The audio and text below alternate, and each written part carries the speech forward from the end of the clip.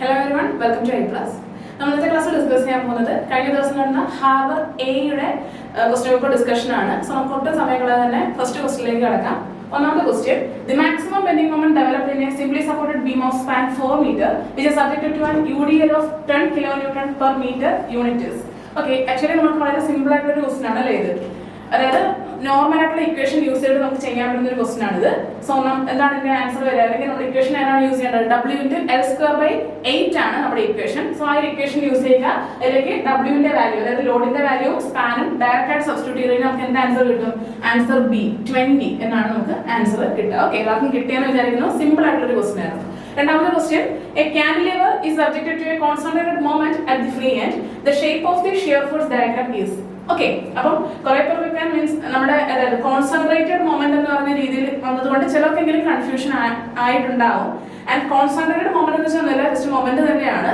ഒരു മൊമെന്റിന്റെ വാല്യൂ വെച്ചിട്ട് നമുക്ക് ഒരിക്കലും ഷിയർ ഫോഴ്സ് ഡയഗ്രാം ക്രിയേറ്റ് ചെയ്യാൻ പറ്റത്തില്ല അല്ലെ. നമുക്ക് അതിന് വേണ്ടത് എന്താണ്? എക്സ്റ്റേണൽ ലോഡുകളാണ് വേണ്ടത് അല്ലെ. So shape of shear force diagram possible അല്ല. So none of this. ഇതാണ് ആൻസർ ആയിട്ട് വരിക. അടുത്ത question, which of the following method is used for the analysis of trusses? ട്രസ്സിന്റെ അനാലിസിസിന് വേണ്ടിയിട്ട് ഉപയോഗിക്കുന്ന മെത്തേഡ് ഏതാണ് അല്ലെ? രണ്ട് മെത്തേഡ്സ് ആണ് മെയിൻ ആയിട്ടുള്ളത്, മെത്തേഡ് ഓഫ് ജോയിന്റ്സും മെത്തേഡ് ഓഫ് സെക്ഷനും. സോ നമ്മുടെ ആൻസറിൽ വരുന്നത് മെത്തേഡ് ഓഫ് ജോയിന്റ്സ്. ഓക്കെ, അടുത്ത question, the influence line diagram can be used to find. influence line diagram നമ്മൾ എന്ത് കണ്ടുപിടിക്കാൻ വേണ്ടിയിട്ടാണ് യൂസ് ചെയ്യുന്നത്? ഓക്കെ, നമ്മൾ നോർമൽ ആയിട്ട് influence line diagram ഉപയോഗിക്കുന്നതാണ് bending moment, shear force, support reaction അല്ലെ. അതായത് ഇതിന്റെ എല്ലാം വേരിയേഷൻസ് ആണ്. അതായത് ഒരു എൻഡിൽ നിന്നും, ഒരു ബീമിന്റെ ഒരു എൻഡിൽ നിന്നും മറ്റൊരു എൻഡിലേക്കുള്ള വേരിയേഷൻസ് കണ്ടുപിടിക്കാൻ വേണ്ടിയിട്ടാണ്. പക്ഷെ നമുക്ക് അത് വെച്ചിട്ട് ബെൻഡിങ് മൊമെന്റ് ഡയഗ്രാമോ ഷിയർ ഫോഴ്സ് ഡയഗ്രാമോ നമുക്ക് പോസിബിൾ അല്ല അല്ലെ. സോ ബെൻഡിങ് മൊമെന്റ് ഡയഗ്രാമും ഷിയർ ഫോഴ്സ് ഡയഗ്രാം നമുക്ക് വരയ്ക്കാൻ പറ്റത്തില്ല. പക്ഷെ എന്താണ്? സപ്പോർട്ട് റിയാക്ഷൻ നമുക്ക് കണ്ടുപിടിക്കാൻ പറ്റും. സോ ഏതാണ് നമുക്ക് വേണ്ടത്? എന്താ?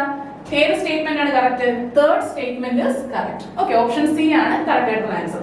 അടുത്ത question, which of the following is a determinate structure?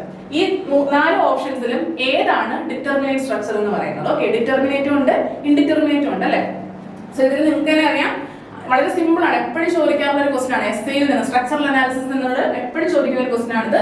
So 3 hinged arch ആണ് ഡിറ്റർമിനേറ്റ് സ്ട്രക്ചർ. ബാക്കി എല്ലാം എന്താണ്? ഇൻഡിറ്റർമിനേറ്റ് സ്ട്രക്ചേഴ്സ് ആണ്.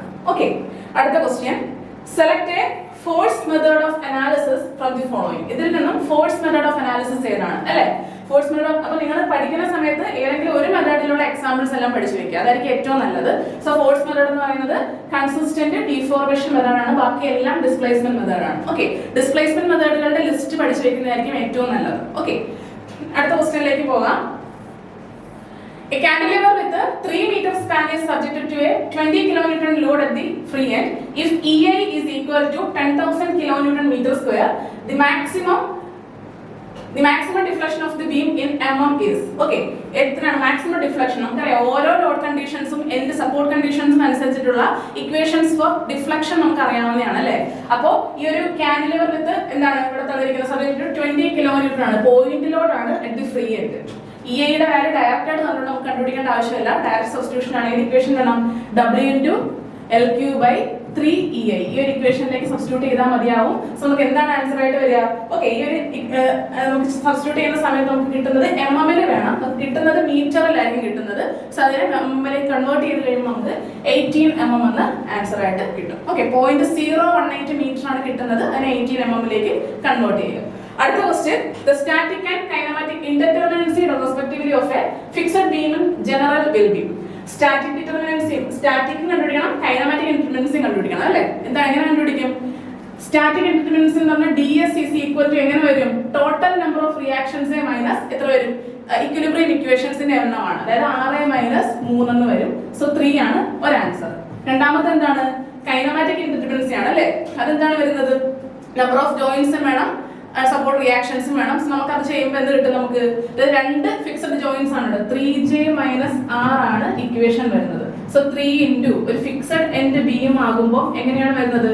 2 ജോയിന്റ്സ് ആണ് വരുന്നത് അല്ലെ. സോ ജോയിന്റ്സിന്റെ എണ്ണം 2 വരും, മൈനസ് റിയാക്ഷൻസ് എത്രയാണ് വരുന്നത്? 3 അല്ലെ. അപ്പൊ എത്ര വരും? നമുക്ക് എന്താണ് കിട്ടുക? നമുക്ക് കിട്ടുന്ന റിയാക്ഷൻസ് എന്ന് പറയുന്നത് 0 ആയിരിക്കും. അതായത് 3 × 2 - 6. അപ്പൊ നമുക്ക് എത്ര വരും? 0 ആണ് ആൻസർ ആയിട്ട് വരുന്നത്. ഓക്കെ, R എന്ന് പറയുന്നത് എത്ര വരും? ഇവിടെ 3, ഈ ഒരു സപ്പോർട്ടിൽ 3 റിയാക്ഷൻസ്, ഈ ഒരു സപ്പോർട്ടിൽ 3 റിയാക്ഷൻസ്. സോ ഇത് 6 വരും, 2 ജോയിൻസ് ആണ്. സോ ഇത് ഇക്വേഷനിലേക്ക് സബ്സ്റ്റിറ്റ്യൂട്ട് ചെയ്ത് കഴിയുമ്പോൾ 0 ആണ് ആൻസർ വരുന്നത്. സോ ആൻസർ എന്ന് പറയുന്നത് ബി ആണ്. Next question, the absolute stiffness at the near end of a member when the far end is fixed. Far end fixed ആകുമ്പോൾ നിയർ എൻഡിൽ എത്രയാണ്? വളരെ ഡയറക്റ്റ് ആയിട്ടുള്ള ഒരു ക്വസ്റ്റ്യൻ ആണ്. 4EI/L ആണ് ആൻസർ ആയിട്ട് വരിക. അടുത്ത question, the ratio of shear stress to shear strain is defined as. വളരെ ഡയറക്റ്റ് ക്വസ്റ്റ്യൻ ആണ് അല്ലേ, വളരെ സിമ്പിൾ ആയിട്ടുള്ള ക്വസ്റ്റ്യൻ ആണ്. മോഡുലസ് ഓഫ് റിജിഡിറ്റി ആണ് shear stress by shear strain എന്ന് പറയുന്നത്. ഓക്കെ, അടുത്ത 11ാമത്തെ ക്വസ്റ്റ്യനിലേക്ക് പോവാം. The angle made by the line joining the points of minimum specific energies of rectangular channel with the x-axis is approximately. Okay, minimum specific energies ആണ്. അതായത് നമുക്ക് ഓരോ ചാനൽസിന്റെയും ഇത് കണ്ടിന്യൂസ്ലി പ്രിപ്പയർ ചെയ്യുന്ന ഒരാളാണെന്നുണ്ടെങ്കിൽ വളരെ സിമ്പിൾ ആയിട്ട് എഴുതാൻ പറ്റുന്ന ഒരു ക്വസ്റ്റ്യൻ ആണിത്. ഒരു റെക്ടാങ്കുലർ ചാനലിന്റെ മിനിമം സ്പെസിഫിക് എനർജി ആണ്. മിനിമം സ്പെസിഫിക് എനർജിക്ക് കറസ്പോണ്ടിങ് ആയിട്ടുള്ള പവർ ട്രാൻസ്മിഷൻ ഇതൊക്കെ നിങ്ങൾ FM-ൽ പഠിക്കുന്നതാണ്. സോ ഇതിന്റെ ആൻസർ ആയിട്ട് വരുന്നത് എത്രയെന്ന് വെച്ചാൽ നമ്മൾ ആക്ച്വലി ടാൻ തീറ്റ എന്നുള്ള രീതിയിലാണ് കണ്ടുപിടിക്കേണ്ടത്. ആ ഒരു ആംഗിൾ കണ്ടുപിടിക്കണം. Tan theta is equal to y/x എന്നുള്ള രീതിയിൽ വരും. സോ നമുക്ക് കിട്ടുന്ന ആൻസർ എന്ന് പറയുന്നത് 33.69 ഡിഗ്രി എന്നാണ് കിട്ടുന്നത്. ഓക്കെ, അടുത്ത ക്വസ്റ്റ്യനിലേക്ക് കടക്കാം. The ordinates of a 2-hour unit hydrograph at a 1-hour interval starting from time t is equal to 0 are 0, 3, 8 അങ്ങനെ കുറച്ച് വാല്യൂസ് വന്നിട്ടുണ്ട്. അതുപോലെ തന്നെ a storm of 6.6 cm occurs uniformly over the catchment in 3 hours. If the phi index is 2 mm per hour and base flow is 5 cumex, the ordinate of storm hydrograph and the peak flow of the storm is. Actually ഇത് S ഹൈഡ്രോഗ്രാഫിന്റെ equations വെച്ചിട്ട് നമ്മൾ കുറച്ച് detailed ആയിട്ട് actually ഒരു detailed ആയിട്ടുള്ള ഒരു solution ആണ് അല്ലെ. നമുക്ക് കുറച്ച് സ്റ്റെപ്സ് ഒക്കെ ഉണ്ട് ഇതിനകത്ത് ഫോളോ ഒക്കെ നമ്മൾ ചെയ്യണം. അപ്പോൾ ശരിക്കും പറഞ്ഞാൽ ആക്ച്വലി ഇത് ഗേറ്റ് ലെവൽ ഒരു ക്വസ്റ്റ്യൻ ആണ്. ആക്ച്വലി നമ്മൾ ഗേറ്റിന് 2 മാർക്കിനൊക്കെ ചോദിക്കുന്ന ഒരു ക്വസ്റ്റ്യൻ ആണ് ഇതിപ്പോ 1 മാർക്കിന് ചോദിച്ചേക്കുന്നത്. ഓക്കെ, അപ്പം ഇതിന്റെ ആൻസർ നിങ്ങൾ ചെയ്തു വരുമ്പോൾ കിട്ടുന്ന ആൻസർ എന്ന് പറയുന്നത് 41 m³/s ആണ്. ഓക്കെ, അടുത്ത ക്വസ്റ്റ്യനിലേക്ക് പോവാം. A stream function is given by psi is equal to 2x² y plus x plus 20 whole square. Okay, x plus 1 into y square. The flow rate across a line joining points A and B. A യുടെ coordinates ഉണ്ട്, B യുടെ coordinates ഉണ്ട്. വളരെ simple ആണ്. Just ഈ ഒരു ഇക്വേഷനിലേക്ക് നമ്മൾ ഈ ഒരു പോയിന്റിനെ x-ന്റെയും y-യുടെയും വാല്യൂ സബ്സ്റ്റിറ്റ്യൂട്ട് ചെയ്ത് ചെയ്യുക. ഓക്കെ, ഒരെണ്ണം ചെയ്യുമ്പോൾ നമുക്ക് 0 കിട്ടും, ഒന്ന് ചെയ്യുമ്പോൾ നമുക്ക് എന്ത് കിട്ടും? 4 എന്ന് കിട്ടും. ഓക്കെ, സോ 4 കിട്ടും. So the answer is 4 units. Okay, നിങ്ങൾ കിട്ടിയിട്ടുണ്ടാവും എന്ന് വിചാരിക്കുന്നു. വളരെ സിമ്പിൾ ക്വസ്റ്റ്യൻസ് ആണ്. ഓക്കെ, എപ്പോഴും ഈ ഒരു പാറ്റേണിലെ ക്വസ്റ്റ്യൻസ് ഒക്കെ ധാരാളം ചോദിക്കാറുള്ളതാണ്. ഓക്കെ, എല്ലാ മിക്കവാറും എക്സാംസിനൊക്കെ ചോദിക്കുന്നതാണ്. അടുത്ത ക്വസ്റ്റ്യനിലേക്ക് പോവാം.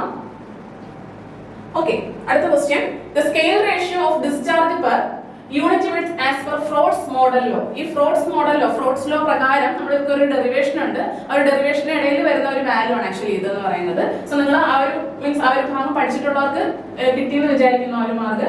സോ നമ്മുടെ ആൻസർ വരുന്നത് L/3/2 ആണ്. ഓക്കെ, അടുത്ത question, a canal was designed to supply the irrigation needs of 1000 hectares of land growing rice of 140 days base period and having a delta of 140 cm. If the canal water is used to irrigate wheat of base period 120 days and having delta of 50 cm, determine the area that can be irrigated by the canal supplies. Okay, ഇതിൽ കുറച്ച് അധികം ഡേറ്റകൾ തന്നിട്ടുണ്ട്. അപ്പോൾ നിങ്ങൾ actually ഇത് നമ്മുടെ gate level question തന്നെയാണ്. അപ്പൊ നോക്കുക, ഇതിൽ തന്നിരിക്കുന്ന വെച്ചാൽ ഒരു കനാലാണ് ആക്ച്വലി ഉള്ളത് അല്ലെ. ഒരു കനാലുണ്ട്. ആ കനാലിൽ നിന്നുള്ള വെള്ളം എന്തിനെ ഇറിഗേറ്റ് ചെയ്യാൻ ഉപയോഗിക്കുന്നു? റൈസ് ഇറിഗേറ്റ് ചെയ്യാൻ വേണ്ടിട്ട് ഉപയോഗിക്കുന്നു. റൈസിന്റെ ഏരിയ 1000 ഹെക്ടേഴ്സ് ആണ് അല്ലെ. അപ്പോൾ അത് തന്നിട്ടുണ്ട്. അതുപോലെ തന്നെ ഡെൽറ്റയുടെ വാല്യൂ തന്നിട്ടുണ്ട്. റൈസിന്റെ ഡെൽറ്റയാണ്.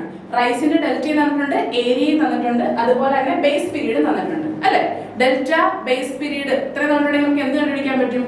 ഡ്യൂട്ടി ഓഫ് റൈസ് കണ്ടുപിടിക്കാൻ പറ്റും അല്ലെ. ഇതിൽ ഏരിയയും തന്നിട്ടുണ്ട്. അതുപോലെ തന്നെ പിന്നെ തന്നിരിക്കുന്നത് എന്താണ്? If the canal water is used to irrigate എന്താണ് നമ്മൾ വീറ്റിനെ ഇറിഗേറ്റ് ചെയ്യാനും കൂടെ നമ്മൾ ആ ഒരു വാട്ടർ ഉപയോഗിക്കുകയാണെന്നുണ്ടെങ്കിൽ എന്താണ് കണ്ടുപിടിക്കേണ്ടത്? എത്ര ഏരിയ നമുക്ക് ഇറിഗേറ്റ് ചെയ്യാൻ പറ്റും ഈ ഒരു കനാൽ സപ്ലൈ ഉപയോഗിച്ചിട്ട്? ഇതാണ് ക്വസ്റ്റ്യൻ. ഓക്കെ, എന്ന് വെച്ചാൽ നമ്മൾ റൈസിന് വേണ്ടിയിട്ട് യൂസ് ചെയ്യുന്നതും അതുപോലെ തന്നെ അതായത് ഉപയോഗിക്കുന്ന വെള്ളവും അതുപോലെ വീറ്റിന് വേണ്ടിയിട്ട് ഉപയോഗിക്കുന്ന വെള്ളം എന്ന് വെച്ചാൽ സെയിം ഡിസ്ചാർജ് തന്നെയാണ് അല്ലെ. സോ ആ ഒരു എന്താണ് ആ ഒരു പോയിന്റ് ആണ് നിങ്ങൾ അവിടെ നോക്കേണ്ടത്. രണ്ടിനും ഒരേ ഡിസ്ചാർജ് ആണ് നമ്മൾ യൂസ് ചെയ്യുന്നത്. അതായത് ക്യൂവിന്റെ വാല്യൂ രണ്ടിനും ഈക്വൽ ആണെന്നുണ്ടെങ്കിൽ area that can be irrigated by the canal supplies for wheat ആണ് നമ്മൾ കണ്ടുപിടിക്കേണ്ടത്. ഓക്കെ, അപ്പോൾ ഈ ഒരു ക്വസ്റ്റ്യൻ നിങ്ങൾ ചെയ്യുമ്പോൾ നിങ്ങൾക്ക് കിട്ടുന്ന ആൻസർ എന്ന് പറയുന്നത് ആക്ച്വലി 1000 ഹെക്ടേഴ്സ് എന്ന് കിട്ടും. ഓക്കെ, 1000 ഹെക്ടേഴ്സ്, സോറി 2400 ഹെക്ടേഴ്സ് എന്നാണ് ആക്ച്വലി കിട്ടുന്നത്. പക്ഷെ നിങ്ങളുടെ PSC പ്രകാരമുള്ള വാല്യൂ ഒരു 1000 ആണ് തന്നിരിക്കുന്നത്. പക്ഷെ നിങ്ങൾ ചെയ്ത് കഴിഞ്ഞാൽ നിങ്ങൾക്ക് കിട്ടുന്ന വാല്യൂ 2400 ആണ്. ഓക്കെ, കാരണം എന്തായാലും നമുക്കറിയാം Q എന്ന് പറയുന്നത് എന്താണ്? Q is equal to area by duty ആണ് അല്ലെ. അപ്പൊ അങ്ങനെ നമ്മൾ ചെയ്യുന്ന സമയത്ത് എന്തായാലും ഡിഫറെന്റ് ഡ്യൂട്ടീസ് ആണ്. നോക്കിക്കേ, അതായത് ഇപ്പൊ 140 ഡേയ്സും 120 ഡേയ്സിനും കറസ്പോണ്ടിങ് ആയിട്ട് നമ്മുടെ റൈസിന്, അതായത് ഇവിടെ റൈസും ഉണ്ട് അതുപോലെ തന്നെ വീറ്റും ഉണ്ട്. ഓക്കെ, അപ്പം റൈസിന് നമ്മുടെ ബേസ് പീരീഡ് 140 ഡേയ്സ് ആണ്, അതേസമയം വീറ്റിന് 120 ഡേയ്സ് ആണ്. അപ്പൊ 140 ഡേയ്സും 120 ഡേയ്സും ഡിഫറെന്റ് ബേസ് പീരീഡ് ആണ്. അപ്പൊ എന്തായാലും ഒരേ ഡ്യൂട്ടി വരത്തില്ല. ഒരേ ഡ്യൂട്ടി വന്നെങ്കിൽ എന്ത് വന്നേനെ? ഏരിയ വന്നേനെ. അപ്പൊ എന്തായാലും 1000 ഹെക്ടേഴ്സ് വരാൻ സാധ്യത കുറവാണ്. അപ്പൊ നമുക്ക് ഫൈനൽ ആൻസർക്ക് വരുമ്പോൾ നോക്കാം. സോ നിങ്ങൾ ചെയ്യുമ്പോൾ നിങ്ങൾക്ക് 2400 ഹെക്ടേഴ്സ് ആയിരിക്കും കിട്ടുന്നത്. ഓക്കെ, അടുത്ത ക്വസ്റ്റ്യനിലേക്ക് പോവാം. If the Reynolds number of flow is in power law range and exists distance from the leading edge of the plate, the boundary layer thickness in turbulent flow varies as. Okay, actually ഒരു boundary layer thickness എന്ന് പറയുന്നത് just proportional to x raised to 4/5 ആണ്. So ഇതാണ് നമ്മുടെ answer ആയിട്ട് വരിക. Okay, എപ്പോഴും ഈ ഒരു കേസിൽ boundary layer thickness proportional to എന്താണ്? x raised to 4/5 ആയിരിക്കും. അടുത്ത question, the ratio of curved length of the river to its direct axial length is called. വളരെ ഡയറക്റ്റ് ക്വസ്റ്റ്യൻ ആണ് അല്ലേ?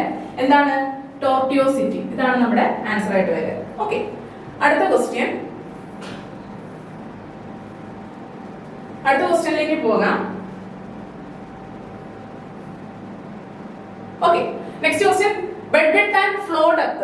Okay, bed width and flow depth of the most economical trapezoidal canal can be related as. അതായത് നമുക്കറിയാം പല ഷേപ്പിലുള്ള കനാലുകൾ ഉണ്ട് അല്ലെ. അതിൽ ഈ ഒരു മോസ്റ്റ് എക്കണോമിക്കൽ ട്രപ്പസോയിഡൽ കനാൽ ആണ്. അതിന്റെ ബേസ് ബെഡ് വിഡ്ത്തും ഫ്ലോ ഡെപ്തും തമ്മിലുള്ള ആ ഒരു റേഷ്യോ എങ്ങനെയാണ് വരുന്നത്? ഓക്കെ, അതാണ് നമ്മുടെ ക്വസ്റ്റ്യൻ എന്ന് പറയുന്നത്. സോ ആൻസർ വരുന്നത് PSCയുടെ ആൻസർ എന്ന് പറയുന്നത് B is equal to 2y divided by √3 ആണ്.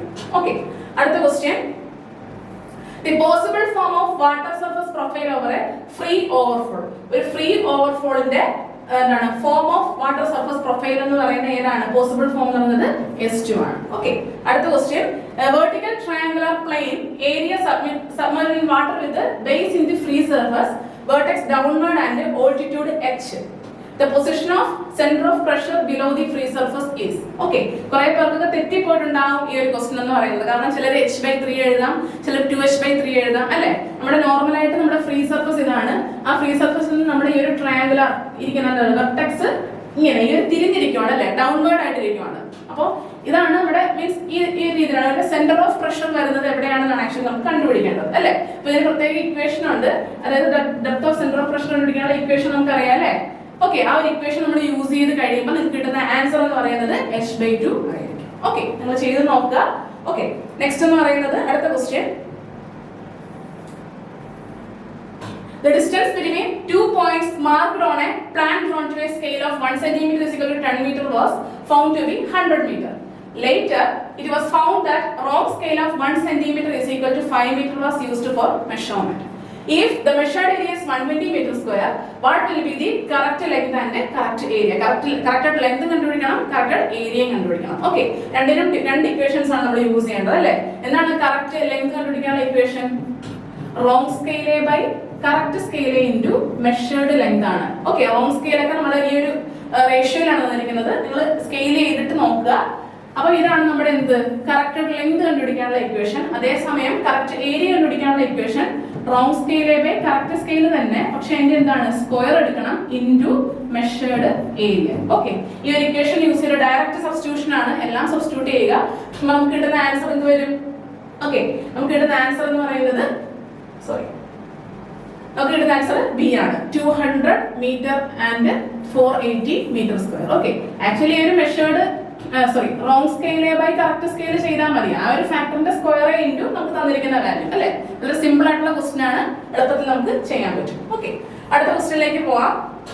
In A survey done On an area, the following offsets were taken from a survey line to the boundary of the field. Compute the area between the boundary and survey line using trapezoidal formula. Okay, simple ആയിട്ടുള്ള രീതിയിൽ ചെയ്യാം. പക്ഷേ ഇവിടെ ഒരു വ്യത്യാസമുണ്ട്. എന്താണെന്ന് വെച്ചാൽ ഈ ഒരു മെഷർമെന്റ്സ് മീൻസ് നമുക്ക് ഡേറ്റ തന്നിരിക്കുന്ന കൂട്ടത്തിൽ ഇത് രണ്ട് രീതിയിലാണ്. അതായത് ഇന്റർവെല് കോൺസ്റ്റന്റ് അല്ല, അല്ലെങ്കിൽ നോർമൽ ആയിട്ടുള്ള ഇന്റർവെൽ അല്ല. ഇവിടെ നോക്കിയേ, 0 മുതൽ 20 വരെ എത്രയാണ്?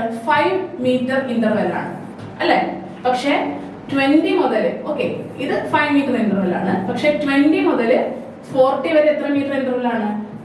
10 മീറ്റർ ഇന്റർവെൽ ആണ്. ചിലരെങ്കിലും ആ ഒരു മിസ്റ്റേക്ക് നോക്കാതെ ചെയ്തിട്ടുണ്ടാവും, ആൻസർ കിട്ടിയിട്ടുണ്ടാവില്ല. ഓക്കെ, സോ ഇവിടെ ഇത്രയും, അതായത് 0 to 20 എന്ന് പറയുന്ന ഡിസ്റ്റൻസ് 5 മീറ്റർ ഇന്റർവെൽ ആണ്, 20 to 40 10 മീറ്റർ ഇന്റർവെൽ ആണ്. സോ നമ്മൾ എന്ത് ചെയ്യണം? രണ്ടായിട്ട് ചെയ്യണം. അപ്പൊ രണ്ട് ഡിഫറെന്റ് ഏരിയാസ് കിട്ടും.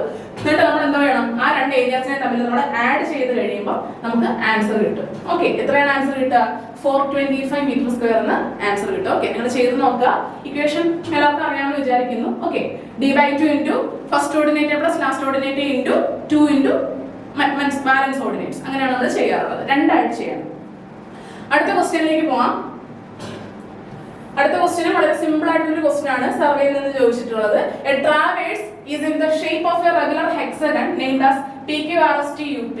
If the bearing of the side PQ of the traverse PQRST UP is 40 degree, what is the bearing of the adjacent side QR of the traverse? നമുക്ക് കണ്ടുപിടിക്കേണ്ടത് എന്താണ്? ഈ ഒരു QR എന്ന് പറയുന്ന ട്രാവേഴ്സിന്റെ ഓക്കെ ഇതാണെങ്കിൽ ഇതിന്റെ ബിയറിംഗ് ഈ ഒരു ആംഗിൾ ആണ് നമുക്ക് കണ്ടുപിടിക്കേണ്ടത് അല്ലേ? ഇതൊരു റെഗുലർ ഹെക്സഗൺ ആണെന്നും തന്നിട്ടുണ്ട്. അപ്പൊ നമ്മൾ എങ്ങനെ കണ്ടുപിടിക്കും? ആക്ച്വലി ഒരു റെഗുലർ ഹെക്സഗൺ ആണെന്നുണ്ടെങ്കിൽ അതിന്റെ ഒരു ഇന്റേണൽ ആംഗിൾ എന്ന് പറയുന്നത് എത്ര ആയിരിക്കും? ഒരു ഇന്റേണൽ ആംഗിൾ 120 ഡിഗ്രി ആണ് അല്ലെ? നിങ്ങൾക്ക് എല്ലാവർക്കും അറിയാവുന്നതാണ്.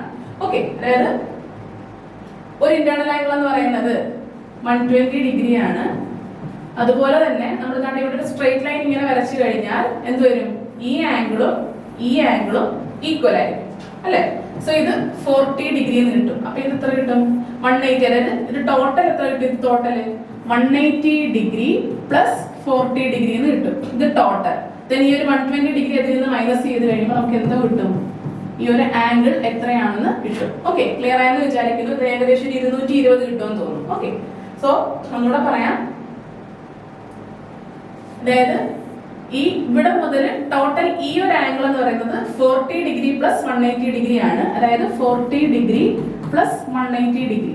ഓക്കെ, അതായത് ഒരു 220 ഡിഗ്രി എന്ന് കിട്ടും. മൈനസ് ഈ ഒരു ഇന്റേണൽ ആംഗിൾ ചെയ്ത് കഴിഞ്ഞാൽ നമുക്ക് എന്ത് കിട്ടും? ഈ ഒരു ബിയറിംഗ് കിട്ടും. So 120 degree. ആൻസർ കിട്ടുന്നത് 100 ഡിഗ്രി. ഓക്കെ, ഓപ്ഷൻ ഉണ്ടോ നോക്കുക. സോ ഓപ്ഷൻ സി ആണ് ആൻസർ ആയിട്ട് വരിക. ഓക്കെ, അടുത്ത ക്വസ്റ്റ്യനിലേക്ക് പോവാം. Consider the following statements.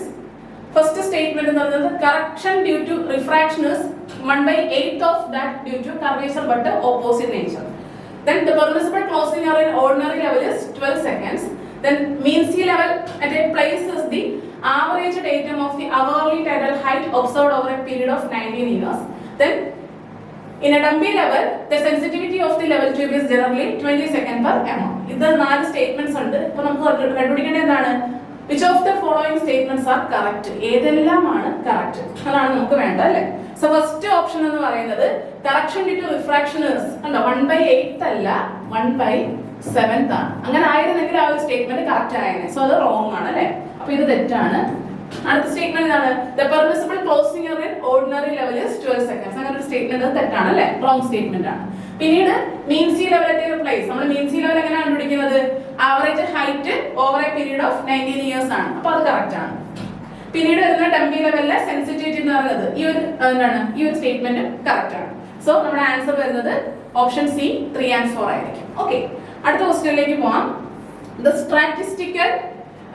statistical measure which deals with the attributes and locations of spatial features which is used to measure the spatial ordering in a spatial distribution. ഇത് നമ്മുടെ സർവേയിലെ GIS ൽ നിന്നുള്ള ഒരു ക്വസ്റ്റ്യൻ ആണ്. Okay, ആ ഒരു means അതിനെ വിളിക്കുന്ന പേരാണ്, അതായത് സ്റ്റാറ്റിസ്റ്റിക്കൽ മെഷർ. ആ ഒരു മെഷർമെന്റിനെ മെഷർ ചെയ്യുന്ന ആ ഒരു പ്രോസസ്സിനെ വിളിക്കുന്ന പേരാണ് സ്പേഷ്യൽ ഓട്ടോ കോറിലേഷൻ എന്നാണ് വിളിക്കുന്നത്. ഓക്കെ, അടുത്ത ക്വസ്റ്റ്യനിലേക്ക് പോവാം.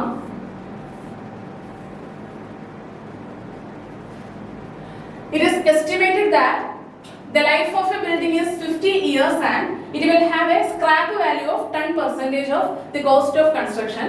If the depreciation is calculated using the straight line method, find the present value of a building constructed 40 years before at a cost of rupees 1 lakh. Okay. അപ്പോൾ ഇതാണ് നമ്മുടെ question. അതായത് 1 lakh rupees use ചെയ്തിട്ടാണ് നമ്മളൊരു building construct ചെയ്തത്. എപ്പോൾ? 40 വർഷം മുന്നേ. ഓക്കെ. അപ്പോൾ അതിന്റെ സ്ക്രാപ്പ് വാല്യൂ എന്ന് പറയുന്നത് 10%. എപ്പോൾ? 50 വർഷത്തിന് ശേഷം അതിന് 10% അതിന്റെ സ്ക്രാപ്പ് വാല്യൂ എന്നുണ്ടെങ്കിൽ എന്ത് കണ്ടുപിടിക്കണം? എന്താണ്? Find the present value of A building constructed 40 years before. അതായത് 40 വർഷം മുന്നേ കൺസ്ട്രക്ട് ചെയ്ത ബിൽഡിംഗിന്റെ പ്രസന്റ് വാല്യൂ എത്രയാണെന്ന് കണ്ടുപിടിക്കണം. ഓക്കെ. അപ്പൊ നമ്മൾ ആദ്യമേ ചെയ്യേണ്ടത് എന്താണ്? ഓരോ വർഷവുമുള്ള 10% സ്ക്രാപ്പ് വാല്യൂ 50 വർഷത്തിന് ശേഷമാണെങ്കിൽ എന്താണ് കണ്ടുപിടിക്കേണ്ടത്? നമ്മുടെ ഡിപ്രീസിയേഷൻ നമുക്ക് കണ്ടുപിടിക്കാൻ പറ്റില്ല. ഡിപ്രീസിയേഷൻ കണ്ടുപിടിക്കാനുള്ള ഒരു മെത്തേഡാണ് സ്ട്രേറ്റ് ലൈൻ മെത്തേഡ് എന്ന് പറയുന്നത്. ഡിപ്രീസിയേഷൻ എങ്ങനെ കണ്ടുപിടിക്കാം? ഡിപ്രീസിയേഷൻ കണ്ടുപിടിക്കാനുള്ള equation depreciation is equal to എങ്ങനെ കണ്ടുപിടിക്കും? ഈ ഒരു കോസ്റ്റ് അല്ലെ, അതായത് പ്രസന്റ് കൺസ്ട്രക്ഷൻ കോസ്റ്റ് അല്ലെങ്കിൽ ആ ഒരു കൺസ്ട്രക്ഷന്റെ total cost minus scrap value, അതായത് ഇതിന്റെ 10% എത്രയാണോ അത് കണ്ടുപിടിക്കുക. അതായത് 10,000 കിട്ടും. ഓക്കെ. അതേ ഡിവൈഡഡ് ബൈ എന്താണ്? ടോട്ടൽ ലൈഫ് ഇൻ ഇയേഴ്സ് അല്ലെ, അതായത് 50 ചെയ്യുമ്പോൾ നമുക്ക് എന്ത് കിട്ടും? ഡിപ്രീസിയേഷൻ കിട്ടും. അപ്പൊ 50 കൊണ്ട് ഡിവൈഡ് ചെയ്യുമ്പോഴാണ് ഡിപ്രീസിയേഷൻ കിട്ടുന്നത്. അപ്പൊ നമുക്ക് എന്ത് ചെയ്യണം? ആ ഡിപ്രീസിയേഷനെ ഇൻറ്റു 40 വർഷം, 40 വർഷത്തേക്ക് എത്രയാണ് ഡിപ്രീസിയേഷൻ അല്ലെ, അതാണ് നമ്മൾ കണ്ടുപിടിക്കേണ്ടത്. സോ 40 വർഷത്തെ ഡിപ്രീസിയേഷൻ കണ്ടുപിടിച്ചതിന് ശേഷം അത് നമ്മൾ എന്തോ ചെയ്യണം? ഈ ഒരു 1 lakhൽ നിന്നും മൈനസ് ചെയ്യുമ്പോൾ എത്രയാണോ ആൻസർ കിട്ടുന്നത് അതാണ് നമ്മുടെ ആൻസർ എന്ന് പറയുന്നത്. സോ നമ്മുടെ ആൻസർ വരുന്നത് എത്ര വരും? 28,000 എന്നാണ് ആൻസർ വരും. ഓക്കെ, ക്ലിയർ ആയെന്ന് വിചാരിക്കുന്നു. അടുത്ത ക്വസ്റ്റ്യനിലേക്ക് പോവാം. In the absence of detailed drawing, the percentage of steel reinforcement is usually calculated approximately on the percentage basis of. എന്തിന്റെ പെർസെന്റേജ് ആണ് നമുക്കറിയാം? ഓരോ നമ്മൾ സ്റ്റീലിലൊക്കെ നമ്മൾ പഠിക്കുന്നതാണ് അല്ലെങ്കിൽ എസ്റ്റിമേഷനിൽ പഠിക്കുന്നതാണ്. നമുക്ക് ഡീറ്റെയിൽഡ് ബാർഗനിങ് ഷെഡ്യൂൾ ഒന്നും ചെയ്തില്ലെങ്കിലും ഇപ്പൊ കോളത്തിന്റെ ആയാലും സ്ലാബിന്റെ ആയാലും ബീമിന്റെ ആയാലും ഫൗണ്ടേഷന്റെ ഒക്കെ ആയാലും ലിൻഡലിന്റെ ഒക്കെ ആയാലും ഇത്ര പെർസെന്റേജ് ഓഫ് എന്താണ് എടുക്കുന്നത്? കോൺക്രീറ്റ് ആണ് നമ്മൾ എടുക്കുന്നത് അല്ലെ. കോൺക്രീറ്റിന്റെ ബേസിസിലാണ് നമ്മൾ എടുക്കുന്നത്. Okay, next question. A room having a size of 4 meter by 5 meter with 20 centimeter walls all around. What is the estimate of the length of the walls by center line method? വളരെ simple ആണ്. Centre line method use ചെയ്താൽ മതി അല്ലേ. അതായത് നമ്മുടെ റൂമിന്റെ size 4 metre by 5 metre ആണെന്ന് അറിയാം. അതിന്റെ ചുറ്റിനുള്ള വോൾ എന്ന് പറയുന്നത് എത്രയാണ്? 20 സെന്റിമീറ്റർ ആണെങ്കിൽ നമ്മൾ എങ്ങനെ കണ്ടുപിടിക്കും? സെന്റർ ടു സെന്റർ ഡിസ്റ്റൻസ് കണ്ടുപിടിക്കുക അല്ലെ. ഈ ഒരു ഡിസ്റ്റൻസ് എത്ര വരും? 0.1 പ്ലസ് 4 പ്ലസ്. ഓക്കെ,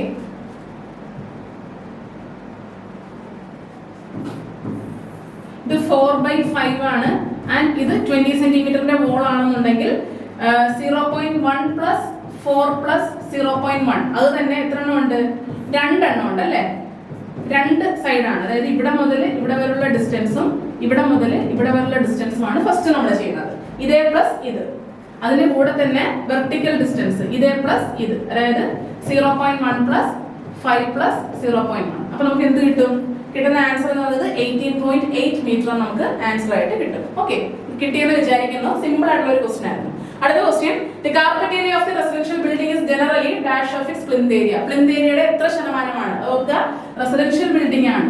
റെസിഡൻഷ്യൽ ബിൽഡിംഗിന്റെ കേസിൽ കാർപ്പറ്റ് ഏരിയ എടുക്കുമ്പോൾ എത്രയാണ്? 50 to 65% ആണ്. ഓഫീസ് ബിൽഡിംഗ് ആണെങ്കിലോ 60 to 75% ആണ്. ഓക്കെ, അതും സിമ്പിൾ ഡയറക്റ്റ് ആയിട്ടുള്ള ഒരു ക്വസ്റ്റ്യൻ ആയിരുന്നു. അടുത്ത ക്വസ്റ്റ്യനിലേക്ക് പോവാം.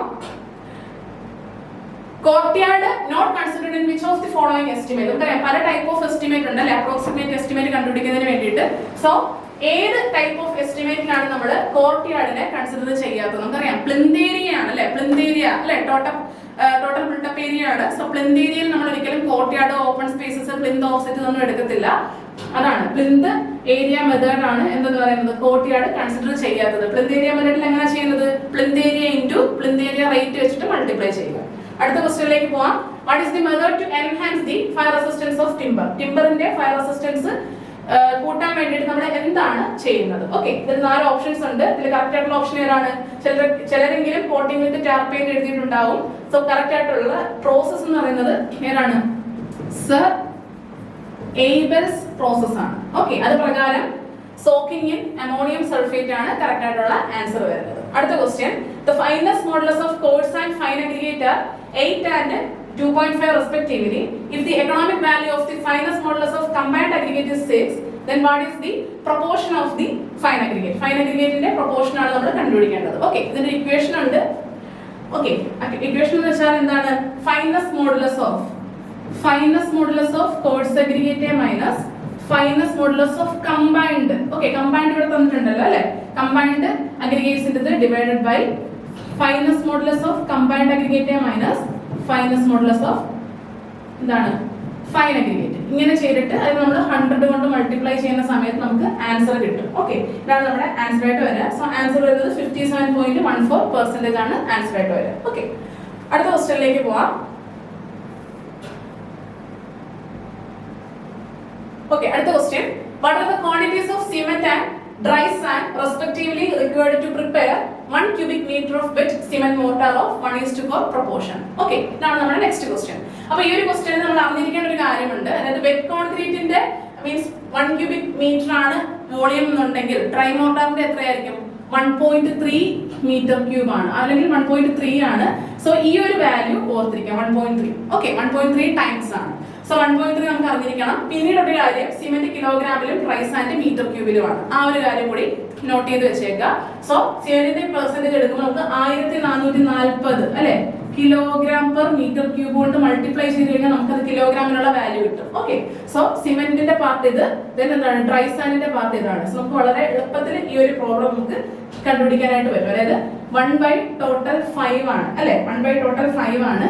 എന്നിട്ട് നമ്മൾ എന്ത് ചെയ്യണം? ഈ ഒരു 1440 ഇൻറ്റു 1.3 ചെയ്യുമ്പോൾ നമുക്ക് സിമെന്റിന്റെ കിലോഗ്രാമിനുള്ള വാല്യൂ കിട്ടും. അതുപോലെ തന്നെ ഈ 1440 ഇല്ലാതെ 4/5 ഇൻറ്റു 1.3 ചെയ്യുമ്പോൾ നമുക്ക് എന്ത് കിട്ടും? ഈ ഒരു സാൻഡിന്റെ പാർട്ട് നമുക്ക് കിട്ടും. ഓക്കെ, ഇങ്ങനെയാണ് നമ്മൾ ഈ ഒരു വാല്യൂ ചെയ്യുന്നത്. സോ നമ്മുടെ ആൻസർ ആയിട്ട് വരുന്നത് ഈ ഒരു വാല്യൂ ആണ് 374 ആൻഡ് 1.04 എന്ന് കിട്ടും. Okay, thank you.